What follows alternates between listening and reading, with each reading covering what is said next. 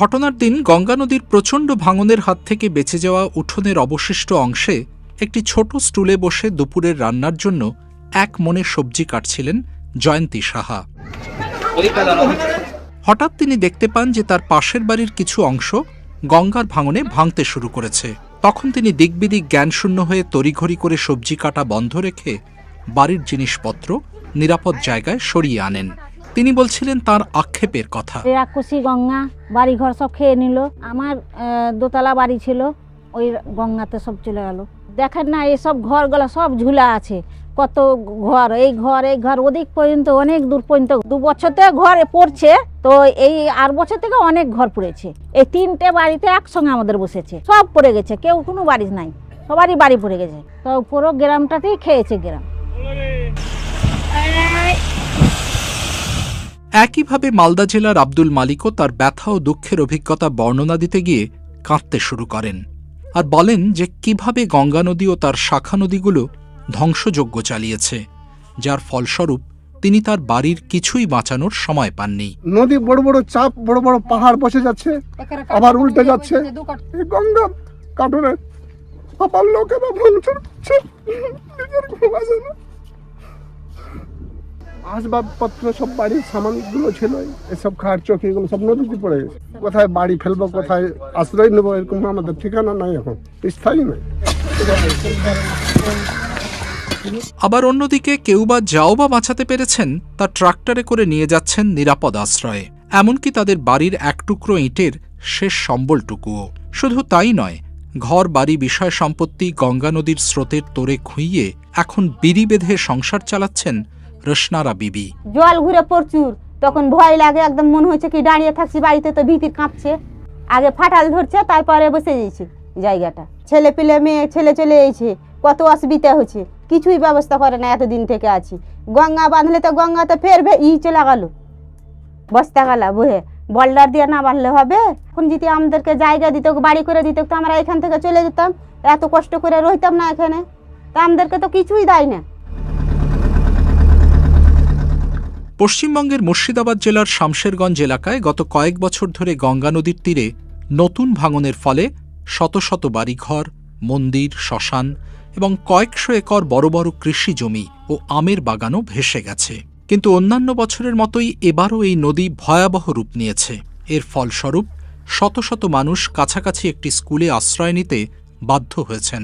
তাদেরই একজন বুলটি সরকার। তিনি এবং তার পরিবারের সদস্যরা একটি খুব ছোট ক্লাসরুমে থাকতে বাধ্য হয়েছেন। বলছি, সরকার আপনাকে কত সুখে রেখেছেন, দেখেন আমরা কত কষ্টতে আছি কি সুখে আছি, দেখেলেন, ছবিগুলো তুলেলেন, এগুলোই ওপর মহলে দেখাবেন সরকারকে।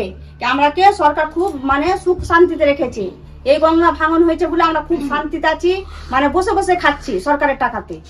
একটা ঘরে 4টা ফ্যামিলি, আমরা গরু ছাগল হয়ে আমরা বসবাস করছি একটা ঘরে। এই মুহূর্তে গঙ্গা নদীতে ভাঙন চলছে মালদা জেলার ভূতনিক সহ 9টি গ্রামে এবং মুর্শিদাবাদ জেলার আরও 8টি গ্রামে। ভারতের উত্তর ও পূর্বাঞ্চলে ভারী বৃষ্টিপাতের কারণে নদীর বিধ্বংসী তাণ্ডবে এসব গ্রাম এবং এর সংলগ্ন কয়েকটি নতুন গ্রামও ক্ষতিগ্রস্ত হয়েছে। এই অঞ্চলের মানুষকে বাধ্য করেছে বিভিন্ন অস্থায়ী শিবির বা নিকটতম আত্মীয়দের বাড়িতে আশ্রয় নিতে। পলি সরকারও ওই একই পরিস্থিতির শিকার। তার মতো অনেকেই মানসিক ট্রমায় ভুগছেন। আকাশে যখন আমরা দেখি যে কালো হয়ে মেঘ উঠে আসছে, তখন আমাদের ভিতরে একটা আতঙ্ক জন্মে গেছে। আগেকার সেই ভাঙানোর ওই আতঙ্কটা জন্মে গেছে আমাদের ভিতরে, যে হয়তো আবার এসে সবকিছু তলিয়ে নিয়ে চলে যাবে। হ্যাঁ, ওই ভয়টা আমাদের ভিতরে গেঁথে গেছে। ওই জন্য সবসময় আমরা ভয়েই থাকি যে হয়তো এসেই হয়তো আবার সব ছিন্ন ভিন্ন করে দিয়ে চলে যাবে।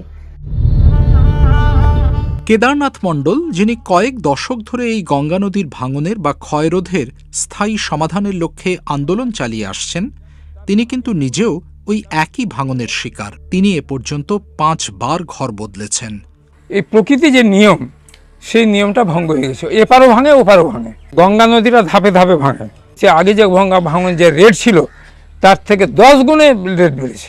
ফলে 50 সাল 56 সাল থেকে এই ভাঙন বেড়ে যাওয়াতে কেবি ঝর্ণাটা সম্পূর্ণ অ্যাবলিশড। এবং এখানকার লোকগুলা বাঙিটোলা, কেউ এই জাহাজ ফিল, মালদা টাউনের, দিনাজপুর, গাজল, এইসব এলাকাতে এখন বসবাস করছে। বেশিরভাগই কৃষিজীবী ছিল তারা। এখন জমি চলে গেল, বাড়ি চলে গেল, তা আমাকে তো বাঁচতে হবে। এই বাঁচার জন্য তার জীবনশৈলীটার পরিবর্তন এসে গেল। ফল বিক্রি করছে, শহরে যত ফল বিক্রি আছে এখন আমটাম বিক্রি করছে সব আমাদের ওখানকার ফুটপাতে হোটেল করছে। আর যারা এখনো পর্যন্ত ওখানে আছে তারা গঙ্গার বক্ষে জীবন জীবিকা আছে ওদের, এই মাছ ধরা। গঙ্গা একটি দীর্ঘ নদী যা ভারতের বেশ কয়েকটি রাজ্যের মধ্যে দিয়ে প্রবাহিত হয় এবং প্রচুর পরিমাণে জল বহন করে। উজানের অববাহিকা অঞ্চলে ভূমি ব্যবহারের ধরন পরিবর্তনের কারণে গঙ্গার জলবহন ক্ষমতাসহ নদীর গভীরতা ধীরে ধীরে হ্রাস পাচ্ছে। ফলস্বরূপ বর্ষায় সামান্য অতিরিক্ত বৃষ্টিপাতের ফলেই গঙ্গা নদীর নিম্ন প্লাবন সমভূমিতে বন্যা এবং সাধারণভাবে তীর ভাঙন দেখা দেয়। প্রধানত পশ্চিমবঙ্গ রাজ্যে গঙ্গার নিম্নাঞ্চলে বন্যা ও ভাঙনের প্রভাব নিষ্ঠুর। ভারতে প্রতি বছর খরা, অতিবৃষ্টি, ভয়াবহ বন্যা বা ভয়ঙ্কর ঘূর্ণিঝড়ের মতো প্রাকৃতিক দুর্যোগ হয়ে থাকে। এর মধ্যে বন্যা ও নদী ভাঙন এই অঞ্চলে সবচেয়ে বেশি হয়। এর ফলে সেখানকার মানুষের জীবন, গবাদি পশু, জমিজমা, সম্পত্তি ও অবকাঠামোর ব্যাপক ক্ষতি হয়। আর তাৎক্ষণিক ক্ষয়ক্ষতির পাশাপাশি স্থানীয় মানুষের ওপর এর দীর্ঘস্থায়ী প্রভাবও রয়েছে। নদী বিশেষজ্ঞ ড পার্থসারথী চক্রবর্তী, যিনি এ বিষয়ে দীর্ঘদিন ধরে গবেষণা চালিয়ে আসছেন, তিনি বলছিলেন, নদী তার নিজস্ব প্লে ফিল্ড যেটা তার মধ্যেই আছে, কিন্তু সেন্সু স্ট্রিক্টো সে কিন্তু কোনো জিনিস একটুও খায়নি, একটুও সে বেশি জায়গা নেয়নি। ওখানে যেমন মাঠঘাট রেখে দেওয়া ছিল, তেমনি নদীর ধারে যে এখন দেখা যাচ্ছে বাড়ি, আসলে নদী ভেঙে ভেঙে যখন আসছে, যে বছর যেদিকে হবে ডিসচার্জের উপর, এখানে আমরা প্রিভেন্ট করতে পারি না, দিস ইজ ন্যাচারাল ফেনোমেনা, কিন্তু ওইখানে নো ডেভেলপমেন্ট জোন থাকবে। আর যে পাশে হয় সেই পাশে জায়গা দাও, যে we can't restrict prevent it, but we can minimize the loss. সম্প্রতি মুর্শিদাবাদ জেলা প্রশাসনের কর্মকর্তারা ক্ষতিগ্রস্ত এলাকা পরিদর্শন করে ক্ষতিগ্রস্তদের সঙ্গে দেখা করলেও পুনর্বাসনের কোনো আশ্বাস দিতে পারেননি। তাই মুর্শিদাবাদ এবং মালদা জেলার ভাঙনের শিকাররা সমস্ত বিশ্বাস এখন হারিয়েই ফেলেছেন। ভয়ঙ্কর ভাঙন মালদা মুর্শিদাবাদ জেলায় 163 কিলোমিটার ধরে চলছে। প্রায় 10 লক্ষের বেশি মানুষ ক্ষতিগ্রস্ত, বাড়ি গেছে, জমি গেছে, 3376 হেক্টর জমি ভাঙনের কবলে পড়েছে। স্কুল চলে গেছে, হাসপাতাল চলে গেছে, মন্দির, মসজিদ, গির্জা সব ভাঙনে তলিয়ে গেছে। এটা ভয়ঙ্কর বিপর্যয়ের মুখে আমরা দাঁড়িয়ে আছি। বিপর্যয় মোকাবেলা দপ্তরের পক্ষ থেকে ডিস্ট্রিক্ট ম্যাজিস্ট্রেটের নেতৃত্বে তারা মানুষদের ভালো জায়গায় নিয়ে যাচ্ছেন, উঁচু জায়গায় নিয়ে যাচ্ছেন, স্কুল বাড়িতে, ফ্লাড শেল্টার বিল্ডিংগুলোতে তাদের খাওয়া দাওয়ার ব্যবস্থা করছেন, চিকিৎসার ব্যবস্থা করছেন।